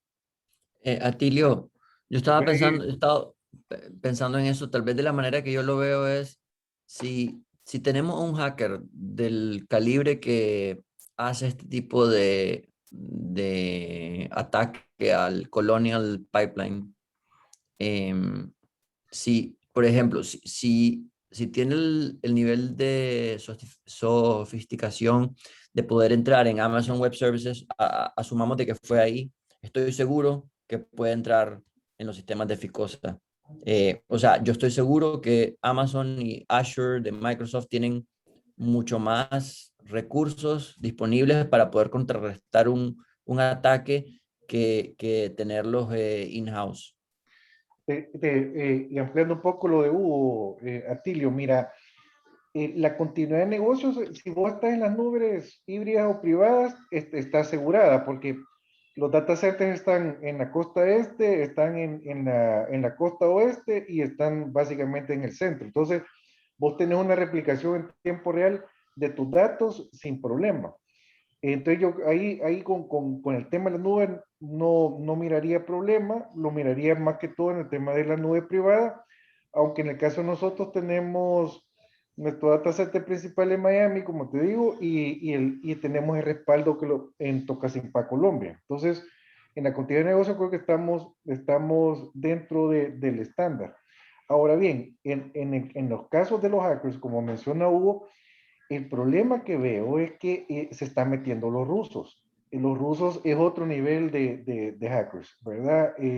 Lo han visto en los últimos 6 meses, durante más que todo en la pandemia, han hecho hackeos que los chinos no habían logrado ni nadie había logrado. Entonces, el nivel de profesionalismo o el nivel de gente que está ahora a nivel de hackeando es un nivel que no se había visto antes. Es más, las principales compañías que te proveen herramientas de seguridad, bueno, que básicamente nosotros estamos buscando, bueno, estamos aliándonos con unos israelitas también, que para mí son los mejores, pero eso no te va a garantizar, porque realmente el nivel que estoy viendo de hackeo es algo que nunca se había visto y un nivel muy superior a lo que estábamos acostumbrados. Entonces, y eso no te va a dar como una seguridad completa, ¿verdad? Más que todo si ya hackearon a AWS, ¿verdad? Entonces, en resumen, eso es un animal vivo, ¿verdad? O sea, todo el tema esto de los ataques es un animal vivo y básicamente todas las compañías de seguridad se están adaptando a lo que estamos viendo en este momento.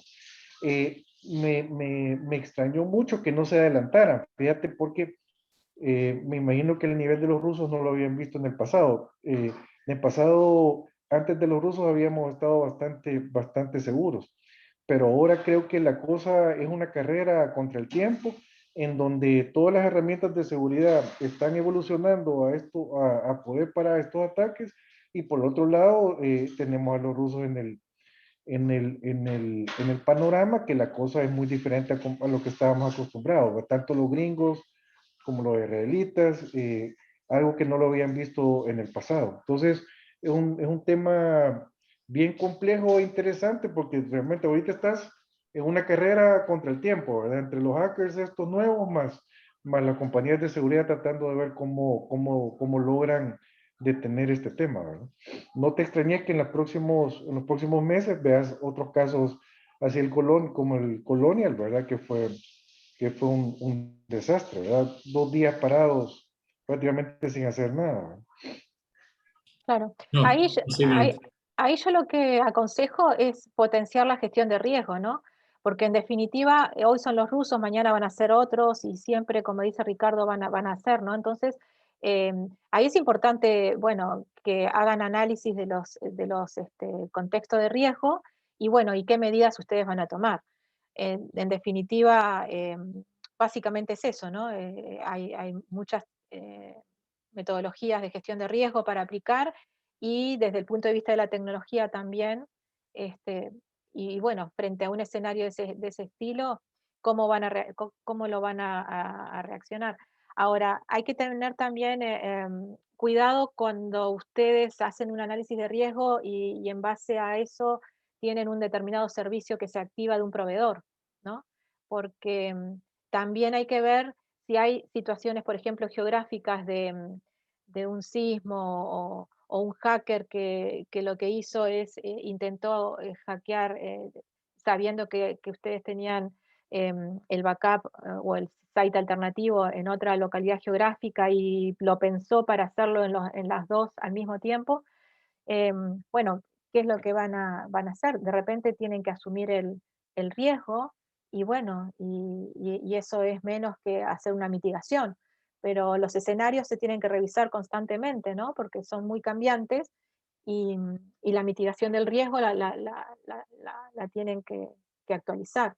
Y bueno, y como decía Ricardo, el riesgo no se puede eliminar, está ahí, y bueno, y hay que gestionarlo. Por eso da más garantía saber que tenemos proveedores certificados, o empresas que tienen los procesos que lo están haciendo, pero frente a situaciones así, a veces no hay mucho para hacer, ¿no?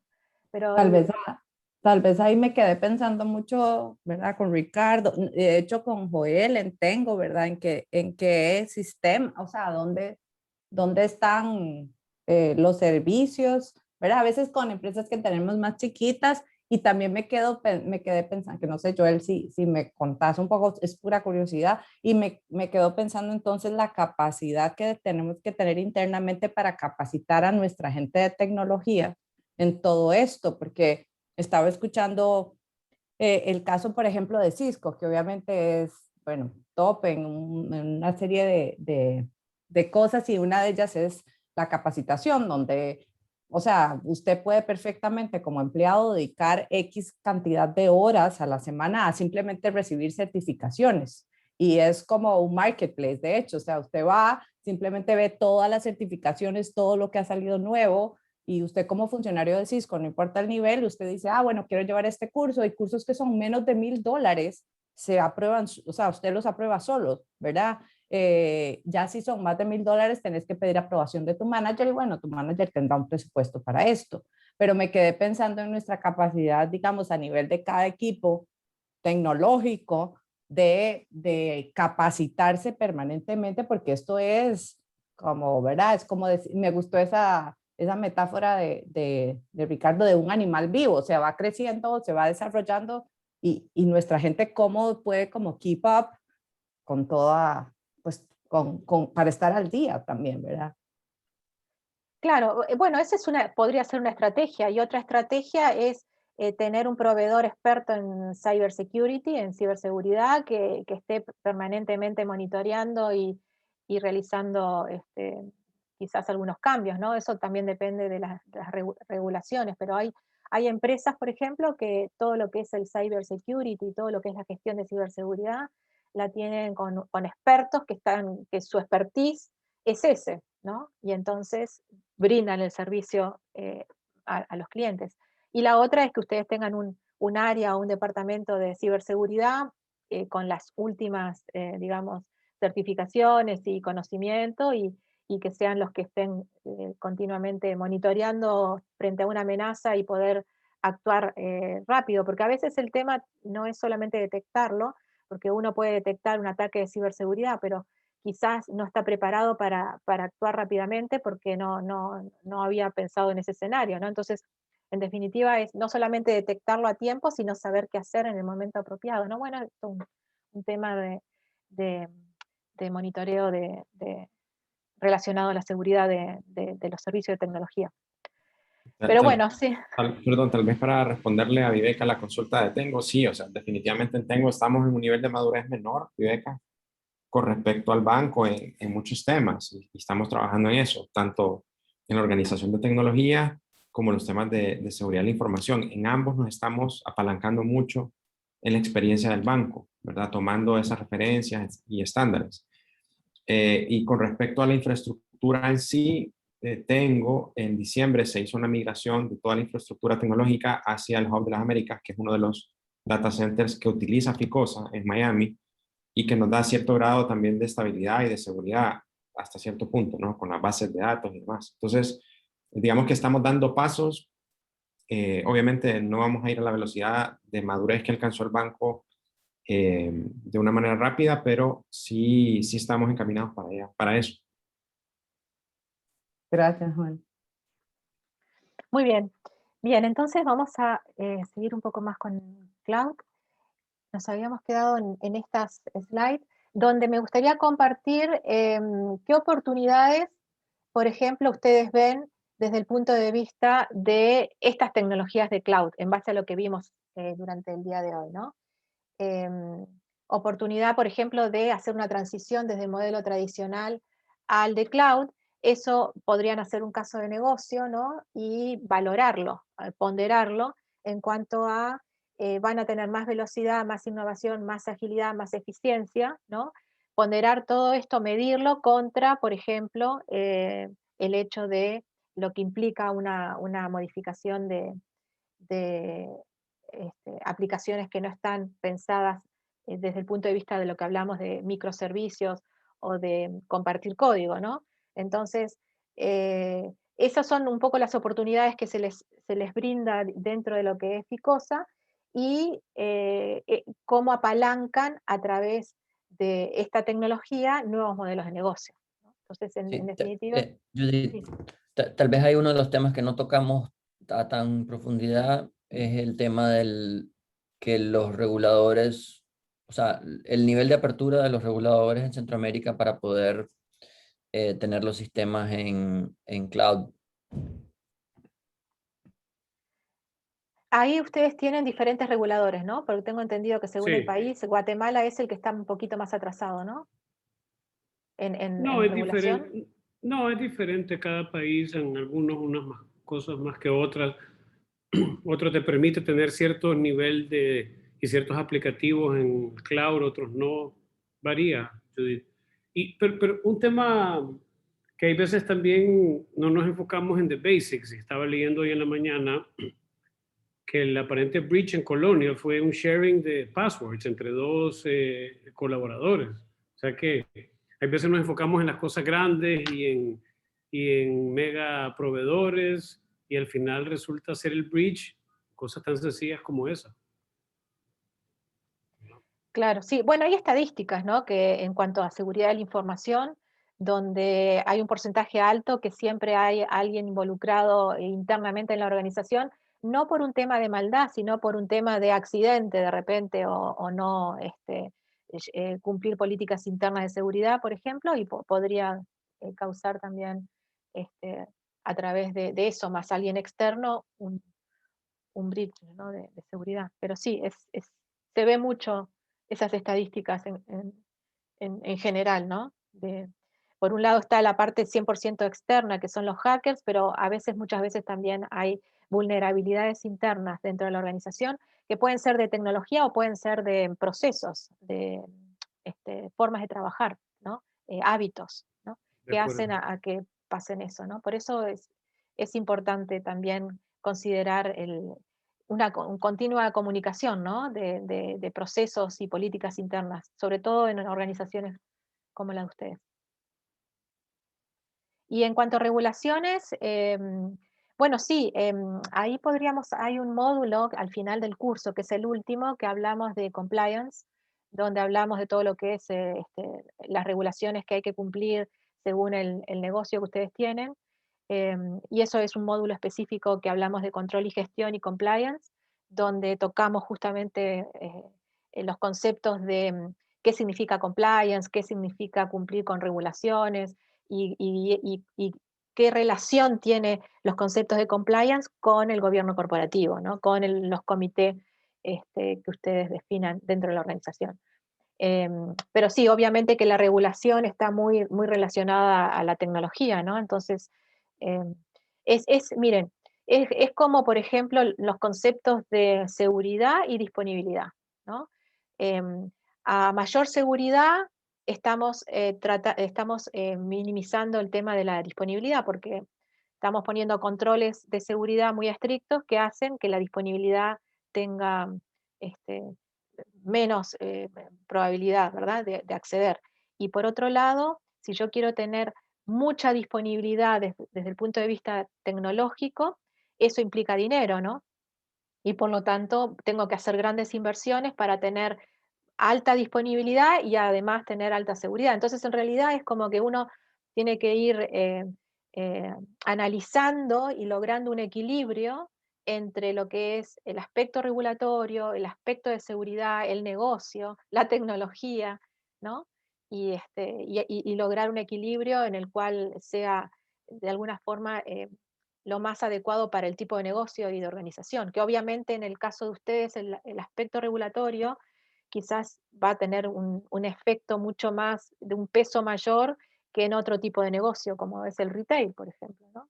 Entonces, eso obviamente que es parte de decisiones que se hacen a nivel de comité de gobierno y sobre todo en proyectos de transformación digital, ¿no? Entonces, a veces uno dice, bueno, a ver, si tengo que cumplir estas regulaciones, pero me estoy perdiendo esta parte del mercado, bueno, ¿cómo lo puedo hacer de otra forma sin dejar de cumplir la regulación? Pero bueno, este curso les está dando al menos los aspectos principales tecnológicos para que ustedes conozcan y puedan tomar decisiones desde otra perspectiva también, ¿no? Ya conocen al menos blockchain, transformación digital como vimos y la parte de cloud, ¿no? Bien. Bueno, y en los minutos que nos quedan, básicamente lo que quería era... ¿sí? Solo una opinión, Judith, ahí en línea con lo que menciona Marco. Creo, Marco y Juan y Hugo, que nos va a tocar a nosotros ser como influenciar mucho a los reguladores, fíjate, como para que las cosas se den. Te voy a poner el ejemplo de Guatemala. Desde el año pasado ellos están pensando en regular el tema de la nube, meterlo dentro de la regulación local, pero ya llevan básicamente más de un año conversando del tema. Entonces creo que, no sé si a nivel de las principales gremiales o empresariales o a nivel de nosotros vamos a tener que influenciar para que pase eso, ¿verdad? Nicaragua, bueno, Panamá ya está bastante adelantado en el tema y creo que en Honduras tenemos nosotros el músculo para poderlo, para poder entrar al regulador, ¿verdad?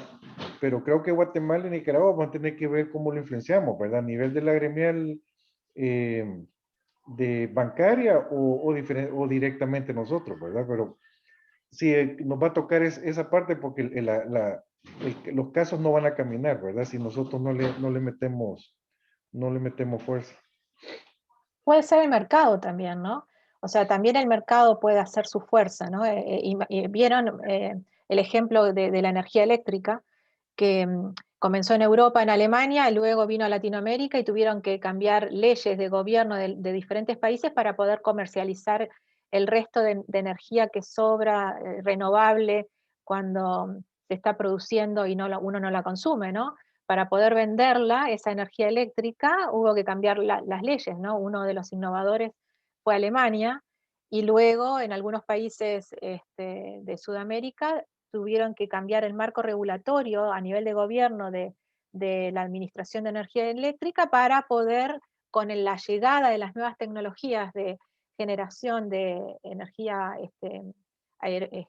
eólica y solar, poder generar y venderla, ¿no? Y eso implicó un cambio de infraestructura para hacer todo el transporte de la energía y todo lo demás. O sea que el mercado llevó a un cambio de regulación a nivel de gobierno en el tema de electricidad y de infraestructura del país, ¿no? Entonces, en definitiva, quizás también, Ricardo, el mercado lleve a hacer un cambio regulatorio a nivel financiero en Centroamérica. Esa también podría llegar a ser una opción. No sé cómo lo ven ustedes específicamente, pero también el mercado a veces tiene su empuje, ¿no?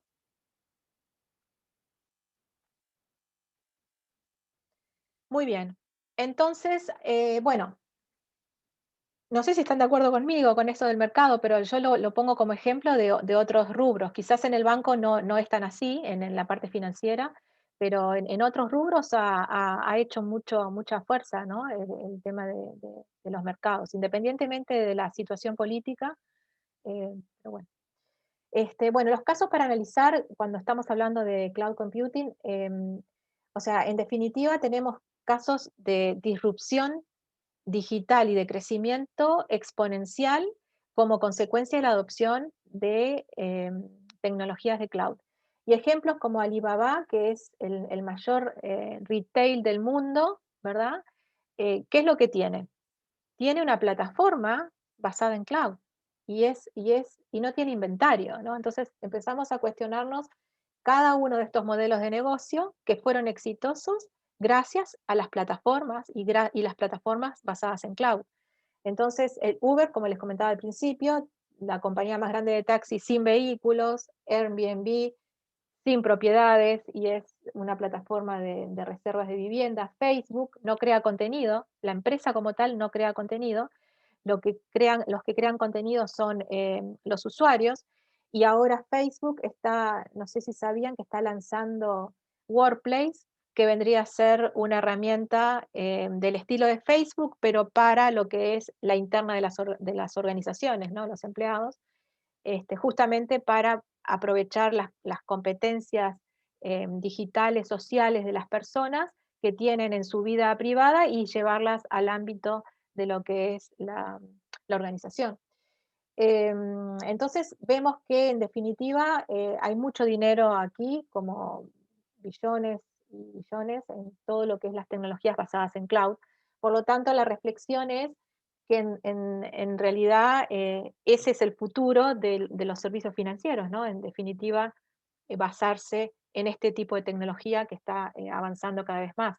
Y recuerden lo que les dije al principio de la clase, ¿no? El avance de la tecnología cloud va de la mano con el avance de las comunicaciones, de las telecomunicaciones, ¿no? Entonces, a más tecnología de comunicación tenemos, le estamos dando obviamente más crecimiento a lo que es cloud, ¿no? Bien, entonces, cerrando el capítulo de cloud computing, aquí lo que se propone es hacer una reflexión de cómo reconocer oportunidades en Ficosa basadas en cloud, ¿no? Entonces, básicamente los consejos serían que, bueno, que encuentren qué productos o qué servicios ustedes consideran que se tendría que acelerar, ¿no? Y cómo acelerarlos a través del entendimiento de la tecnología cloud. Por ejemplo, ¿qué servicios de los que ustedes tienen ahora que están brindando a los clientes o productos necesitan más flexibilidad que la que tienen hoy en día, ¿no? Ese es otro criterio que uno puede decir, bueno, entonces quizás tenga que utilizar tecnología cloud, y qué tipo de tecnología y qué integración con otros sistemas, ¿no?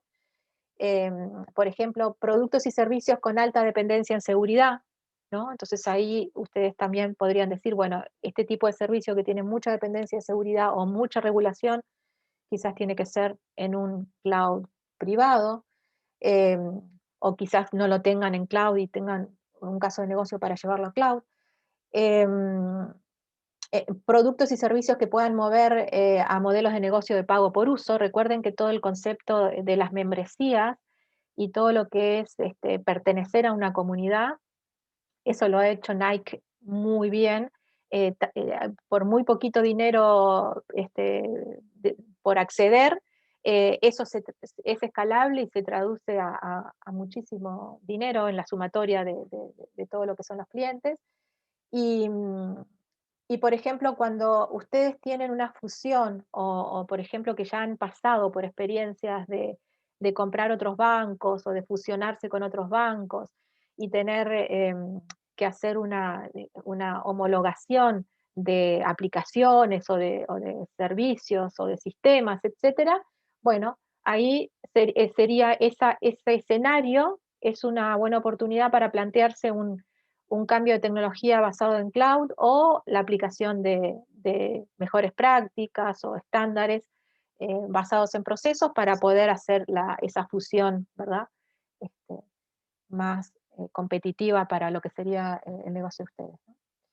Bueno, eso sería un ejemplo de una empresa básicamente que utilizó la estrategia de difusión en Internet. Bueno, hay todo un tema también de marketing digital a través de utilización de los bloggers actualmente que llevan mucha gente. Recuerden el poder del usuario, ¿no? El poder ahora, más que de las marcas y la trayectoria y la cantidad de años que uno está en el mercado, la tiene el usuario específicamente, ¿no?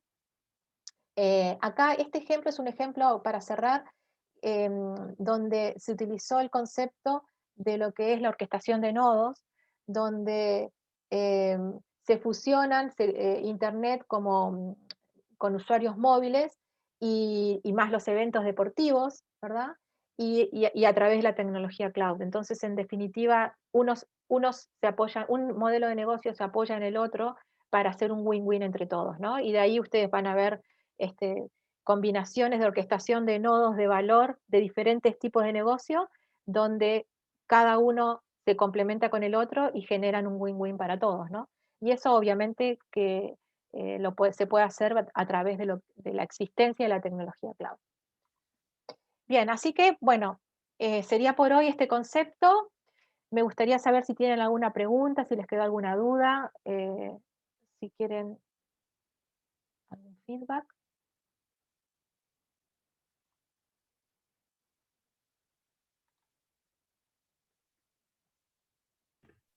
No de mi lado, Judith, me parece que la sesión de hoy estuvo bastante, muy bien estructurada, pues generó los debates en los puntos que considero que pues uno normalmente tiene las dudas, pero de vez en cuando uno no las expresa, entonces tal vez sí nos dio esa apertura para poder expresarlas. Perfecto. Y para aclarar dudas desde un concepto más de alto nivel y no tan técnico, ¿no? Bueno, y también cómo todos estos conceptos que hemos hablado se asocian a lo que tenemos en Ficosa. Pues ahí tal vez agradecer a Ricardo con eso. Sí, muchas gracias, Ricardo. La verdad que los aportes de todos han estado muy, muy buenos. Y muy buenas discusiones, de verdad, muy buen debate. Muchas gracias, Judith. Muy bueno, muchas gracias. Gracias. Bueno, entonces, Gracias. Gracias a todos. a mí, Perfecto, gracias. a mí no me van a ver ya hasta dentro de un tiempito, ¿eh? Van a empezar ahora a venir 2 instructores para otros temas, pero yo voy a estar en el backstage.